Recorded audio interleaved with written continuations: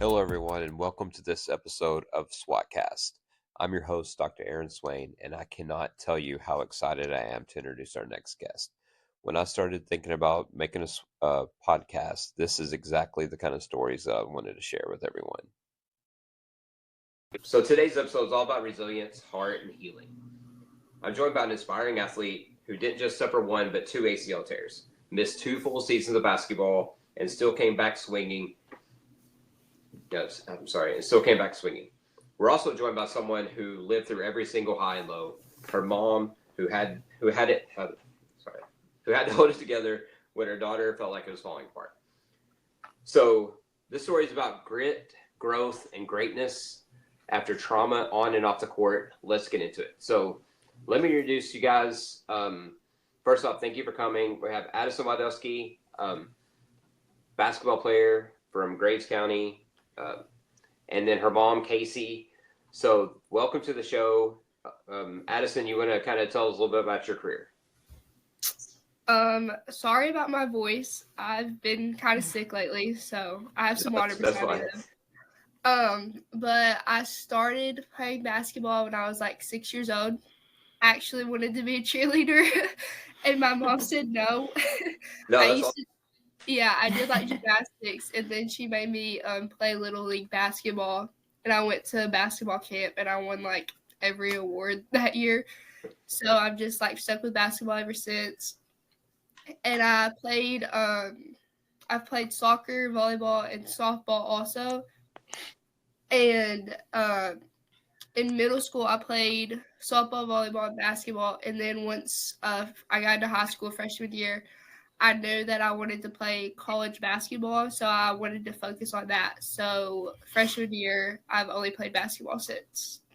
Okay, so I didn't know that much about your volleyball. It's one of my favorite sports to watch, actually. Of all the sports that I cover, that's one of my favorites. Oh, sorry, that's a tangent. You'll learn that I'm ADHD, and I can't think. So do we.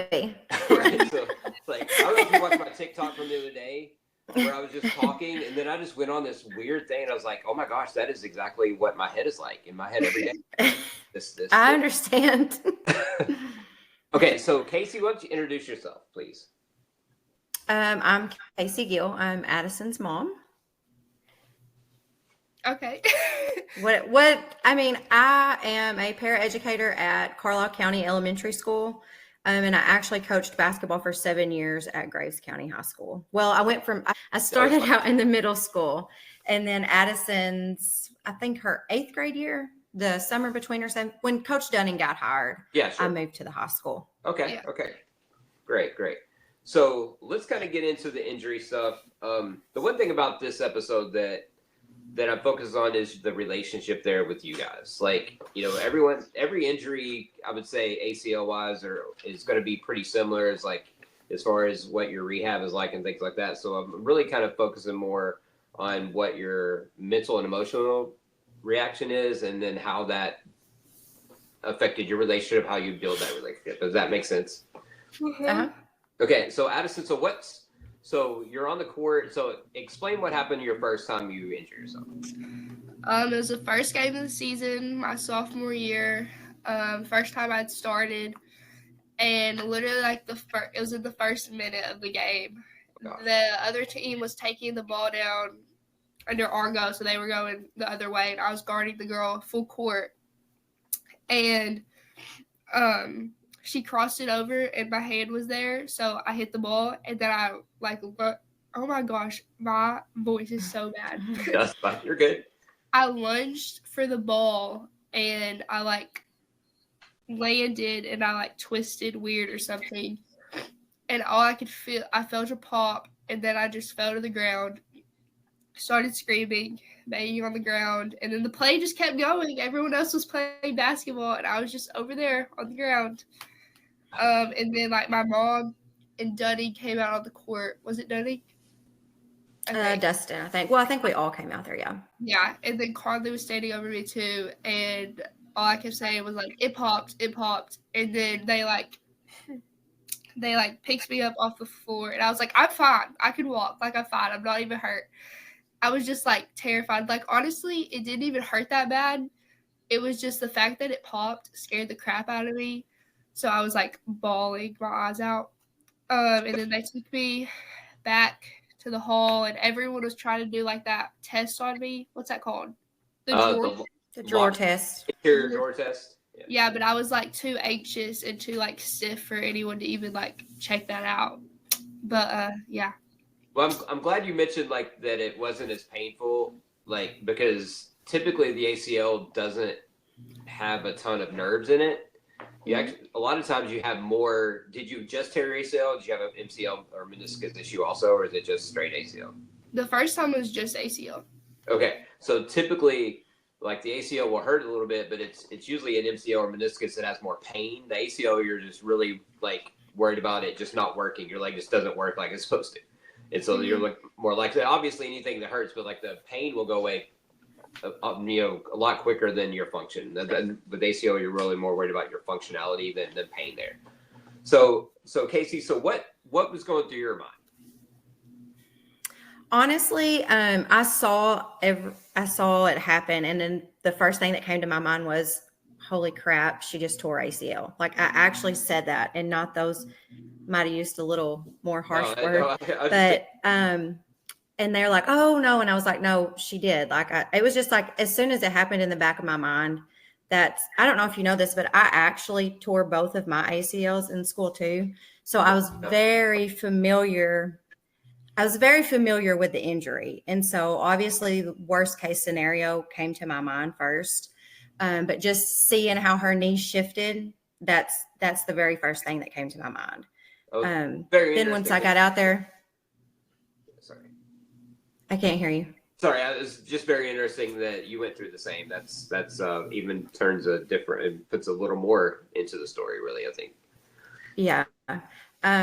Then once we got her up off the ground, she's like, I'm fine. Let me walk. And I'm like, you're not fine. You're in shock.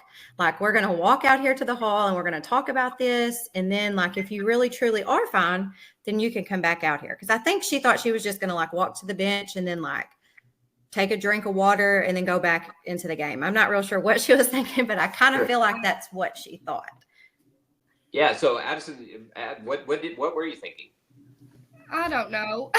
No, that's also great. I was mad that it happened, and I was just not happy. And then they like eventually, I was sitting out in the hall, and like I tried to walk, and they like had to give me crutches. I was like, okay, great. I was just really mad at the world.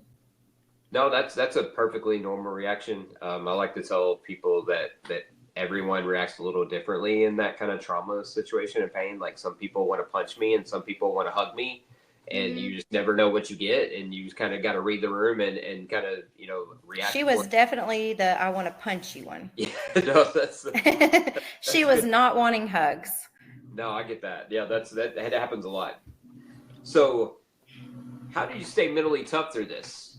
So your first, so let's go back a little bit. So you have your first injury. Like how long did it take for you to get your MRI and find out that it was for sure an ACL tear?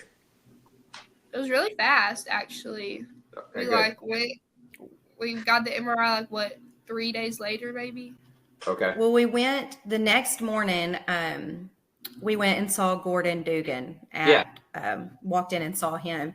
And he was, I could kind of just, I mean, he doesn't really sugarcoat anything anyway. No, so he was like, we need to, he's like, his main concern was ACL. And we actually went and saw Kern then, I think. We went upstairs and saw him right after we saw Gordon, and he ordered the MRI, and it was just a couple of days later. It was pretty quick. And then we knew the results, right away. But that's the great thing about, like, Gordon is actually my direct supervisor. So but that's what I really like about working there is that, like, when you have a problem, you get seen, they treat you as a priority.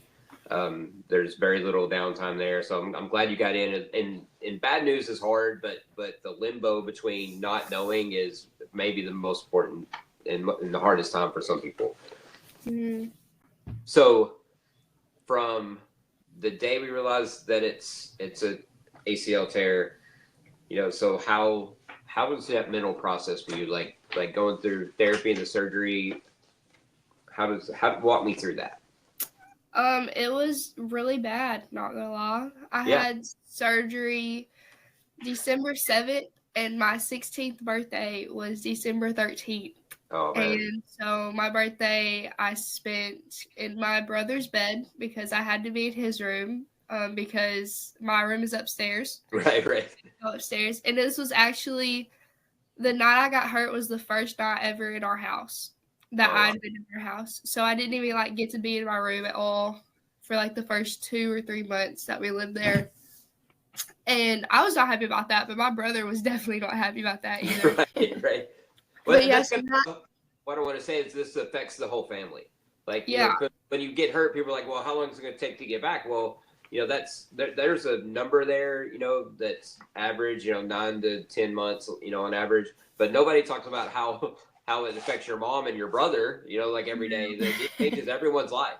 Yeah, it was terrible. I couldn't use the bathroom by myself. I couldn't shower by myself.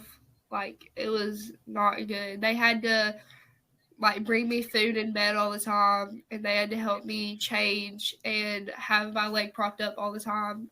Yeah. I would like call her. I would just get my phone and call her at midnight because I had to pee and I couldn't pee by myself. Right.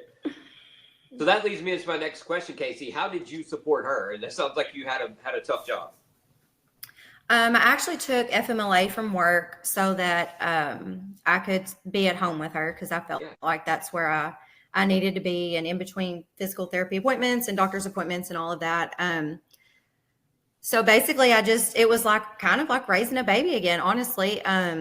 Like when she cried, I came, I laugh about that, but that's kind of how it was, like I set my alarm every night to give her a pain pill instead of setting my alarm to wake up and give her a bottle. No, that's great.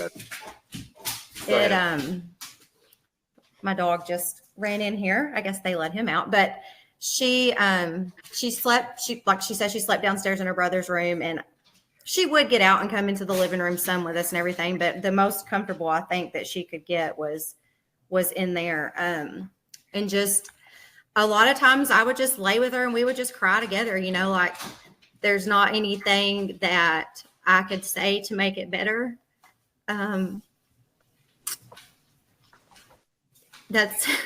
That's really all that there was. There's not any kind of physically I could do things for her. I could get her things, get her food, get her eyes, help her use the bathroom, help her take a shower. But emotionally and mentally, there's not a whole lot that you can do. I mean, other than praying, I spent a lot of time praying, and just reassuring her, that it will get better eventually. It's going to suck for a while, but it eventually does get better. And just reassuring her every chance that I could that it wasn't always going to be like this. Well, I appreciate you saying that. I know this is tough, and I appreciate you having these hard conversations because I think these are the stories that other parents, need to hear and that affects them. And that's kind of, like I said, the purpose of this is those things. So it's, as a parent, not even as an athletic trainer, like knock on wood, actually, my daughter played softball and for up until freshman year and played volleyball through high school, and she never had any kind of major injury ever, really.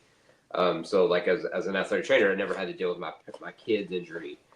But as a parent, like you said, there's nothing worse than not being able to make things better. You can't fix it for them, but I think just that's a testament to you're just going through it with them, then that's and job at that point as a parent. Yeah, I just told you a while ago, but going through this myself as a teenager, Sure. I tore both of my ACLs, and then going through it with her, it's 10 times harder as a parent than I thought it was hard on me as an athlete and a teenager. It's 10 times harder as a parent watching your child struggle and go through the same thing than it ever was on me. No, I appreciate you saying that. So let's kind of skip forward. So I know we had the second injury. What was our timeline there? Did we actually get back on the court, like as far as game wise? I think like in my head, it seems like it was before y'all played a game the second time. Yeah, it was. Okay. So the first time I tore my ACL, I just tore it off the bone. I didn't tear it in half. So Kern used his big old brain and was like, oh, there's a different surgery we could do. So he was like, let's do an ACL repair. So instead of making me a new ACL, he just reattached the one that already tore back to where it was supposed to be. So the recovery for that is only 6 to 9 months instead of 9 to 12.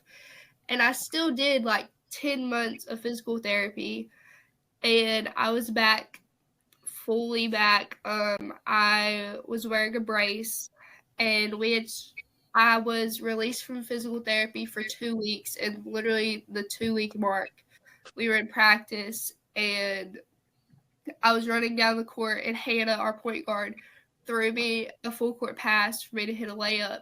And I like went to step and catch the ball and like go up for my layup, and I stepped and my knee just like everything in it like went out and in, and like everything shifted, everything popped, and I just like immediately fell to the ground.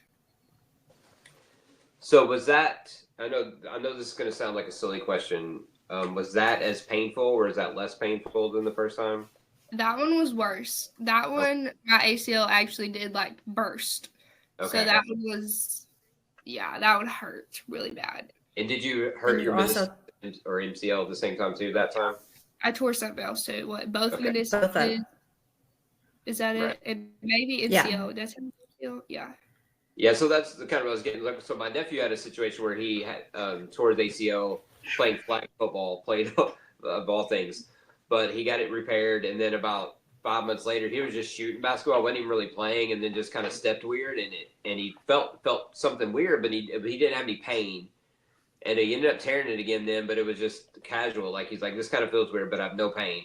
So I was just wondering, like after the first surgery, if that was a less painful experience. But you probably experienced more pain with the MCL and meniscus issues there. Yeah. I don't know that you tore your MCL, but you tore your medial and lateral meniscus. Okay. Yeah, I know I tore both meniscus. Oh yeah. Well, the meniscus tends to be a little more pain, not necessarily more than ACL, but it's a little more nerves run that area, which is why that kind of causes some more pain than just the instability. So, so mentally there, so it's like you go through all this rehab 10 months and you're not even 2 weeks into it, like what, how does that affect you? I was ready to give up on everything. I remember, like as soon as it happened, I knew I tore my ACL again, and I was just screaming, crying on the floor, and I just kept saying that I couldn't do it again. And my mom was like, yes, you can. Yes, you will. And my dad had actually like just signed me up for a recruiting service because like I'd planned to play basketball in college, and this was like going to help me get my name out there. And I was like, well, I can't play basketball in college. I don't really think I want to do it ever again. Like I was just mentally like gone. No, I totally understand that. That's definitely, the hard part about this stuff. The physical stuff ends pretty quick. Mm-hmm. So obviously, Kacie, like your role is pretty similar there the second time, right? Is there anything different in the second time? The second time was a lot harder. Well, I'll say physically, I think it was easier. We kind of knew what we were dealing with. She knew what she had to do. The doctors had a lot of trouble with the first surgery getting her temperature under control and her pain under control after the surgery, and come to find out, like apparently if you have this redhead gene that affects all of that. And nope, we had never known that. Like nobody ever mentioned that to us until then. And so they treated her differently the second go around.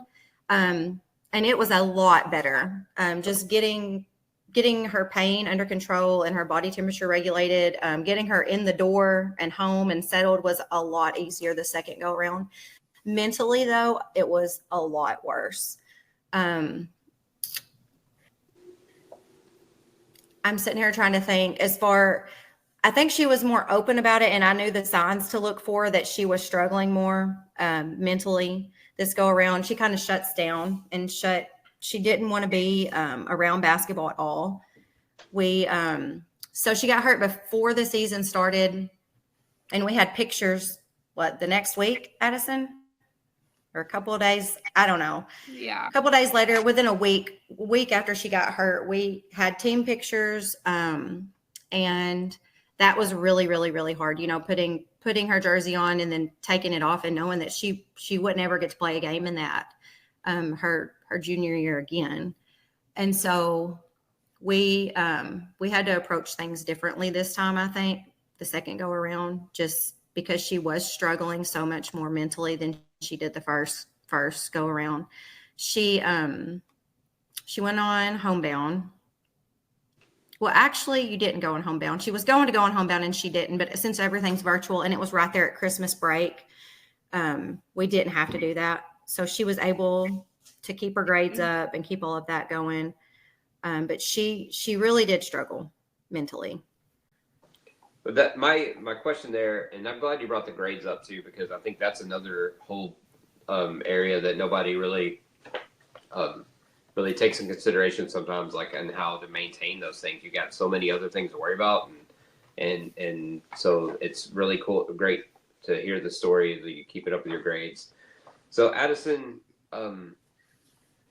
we talked about just a little bit about your mental struggle, and don't say anything you're not comfortable with or anything like that. But my fascination sometimes with athletes, especially young athletes, going through that, because being a teenager is hard anyway. I mean, it really is. And when someone asks you, who you are, a lot of times when you're an athlete, you're just like, I'm a basketball player. That's who I am. So Yeah. how did you identify yourself during this time? Was that a struggle that you had, that you're kind of like, I've always been an athlete, and that kind of that's taken away, and like, how do you feel then? Yeah, I mean, the first time I tore my ACL and I had surgery, I wasn't happy to go to the games or whatever. I was still cheering on my teammates, but I was like, I'm gonna be out there next year. Like, it's gonna be okay. This is like, I'm not doing this again. I'm doing the physical therapy. I'm gonna be out there playing with them next year. So like, I still had hope. But then after the second time, I was truly done with basketball. I was like, I don't even think I want to play next year, like my senior year. And I was like, I'm not playing in college because this can't happen again. So I had like no hope for like the future, and especially with basketball, I hate that I still had to go to practice. Hated that. I literally just sat there on my phone with the RBF on my face all the time. And then at games too, eventually I got to sit on the bench after a little bit, and like, I was still cheering on my teammates, but inside I was like not happy about the situation at all. And I was just like, I didn't want to go anywhere. I wanted to be in bed all the time and just sleep the pain away. Oh, that's tough. And those are the things that, I think as an athletic trainer, the biggest benefit for me is that I'm there every day. You have your physical therapy appointments and you have your doctor's visits, and those people take great care of you. But as an athletic trainer, it's like I can see your daily thing with those stuff, and that's one thing that I want to be better at, is identifying those things and helping, whatever that means for people. It's tough to hear. I know it's tough for you to go through. So when was it like, okay, I'm doing this? I know you just kind of said you wanted to get away from basketball. You didn't think you were going to play. When did the switch turn where you're going to do this? I think after I was finally released from physical therapy, basketball season was over. So like, I wasn't around it. I wasn't watching people play basketball. I was sitting there. And once I actually was able to run again and shoot, I just like remembered how much I missed it. And like, I would literally even go on Huddle and watch our old games of like when I was a freshman or an 8th grader, and be like, yeah, I mean, that was fun. Like, I want to do that again. Okay. And also give you something to look forward to. Yeah. But like, it was also, I still had no plans of playing in college. Like, I remember we went to see Kurt. I think it was after my surgery, and he was like, "Your ACL seems good." I was like, "Literally, it only has to last to be a year. Like, it has got to get through this basketball season. That's all it has to do." And I never even thought of playing college again because, like, it was really late. Like, most people are getting recruited their sophomore or junior year, and I'm a senior. I have no offers. I haven't played basketball since my freshman year. Like, no one knows anything about me anymore. So once I first got looked at by the Shawnee coach. She was at one of our games at Murray High, and the Dunning told me that she wanted to talk to me. I was like, "What?" Most of the time they were like there for Hannah or someone else. I was like, "She wants to talk to me," and I talked to her, and I was like, "Okay, maybe I could do this." And then I started getting other coaches looking at me too, and that recruiting service my dad signed me up for was still helping. So I was getting like emails from a bunch of coaches, and then the Dyersburg State coach actually came and watched me. The Dyersburg coach it was Hannah that recruited me. Oh, sorry. Yeah, their assistant coach was there, and it was the game we played with Kraken, and I literally was like 6 of 6 for the 3-point line. Well, no, that's exactly what I was just saying when you were kind of cut off. Like, I hope it came to that game if they're going to watch any game for you. Exactly. I was like pulling them from everywhere, and they were just going in. And after the game, I was like running back to the locker room. I was so happy because it was just a great game. And she was like, "We're really looking for shooters." And I was like, "Dang, you came to the right game." Yeah. And so, like, after actually playing and then seeing, like, kind of some offers coming in, I was like, wow, maybe I do have a future again, especially in basketball. Well, that's awesome. Like I said, it was bittersweet for me to watch that game. I obviously was on the wrong end of that. The one thing about being a trainer, like, I'm really competitive. Like, I want our team to win every game. Mm-hmm. But I want your team to lose every game.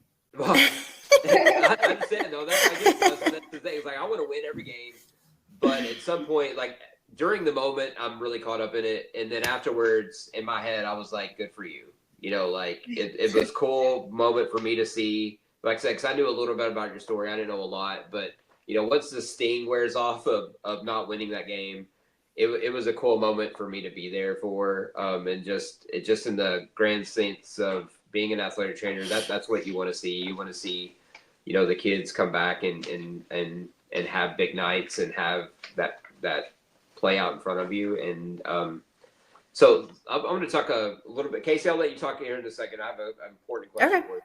I want to kind of get back to a little bit when you're talking about shooting. So, so do you think you improved as a shooter over this time, over your rehab stuff? Because that's one thing that was also fascinating with me. I got the opportunity to interview Skylar Waller a couple weeks ago, and she was like super athletic and quick, and for years, and then she had to change her completely the way she played the game. And she accredited her increased shooting performance and like how much rehab she had to do, and like that's the only thing she could do for so long. She couldn't run or jump. So I just was just impressed with you shooting 46% from three this year. I did do a little bit of homework for this, and the one thing about going into that game against us, I knew that. So let's talk about your first game. I guess that's kind of your first game of the year, walking on the court, coming out of the locker room. What's that feeling like? Oh, it was terrible. So much anxiety. It was, I hated it. And like, then we were sitting on the bench, and I obviously didn't start because I hadn't played basketball in 3 years. And so I was sitting on the bench, and then finally Dunning was like, "All right, go in." So I'm like, sitting at the scores table. My mom weren't you at the scores table? I was sitting behind it. Yeah, she was behind the scores table, and she was like, "You got this." I go in. Oh, God, it was so bad. I don't know how long I was in for, but I airballed a 3. I missed another 3. I dribbled it off my foot. I threw the ball straight into one of our players' faces. It was so bad. And then, like, in the third or fourth quarter, I did something again. I think that might have been the time I dribbled it off my foot. I just started yelling, "Take me out of this game." I was like, no, take me out right now. And I went on the bench and cried. So that wasn't very fun. I don't know those things. I did know, like, going back and looking at the scorebook and stuff, and knew that you didn't really have a great game the first 3 or 4 games. You know, like, and then I saw, like, that you had 20 in a game that was kind of a blowout. Seemed like you won like 40 against somebody. I don't know if it was like Christmas break or something. Yeah, is it like, where'd we go? Myrtle Beach? Okay, yeah, that sounds right. Yeah. Yeah. So how's that first big game? You know, you kind of get your feet wet. Probably took a little longer than you'd like to get comfortable back in the game. But what's it like, kind of just starting to feel it a little bit? Well, the next game, I think we played Line, and I scored that game. I had a little putback too, and I was like, "Look at me go!" And I actually won that game too. So I was like, "All right, we're doing better."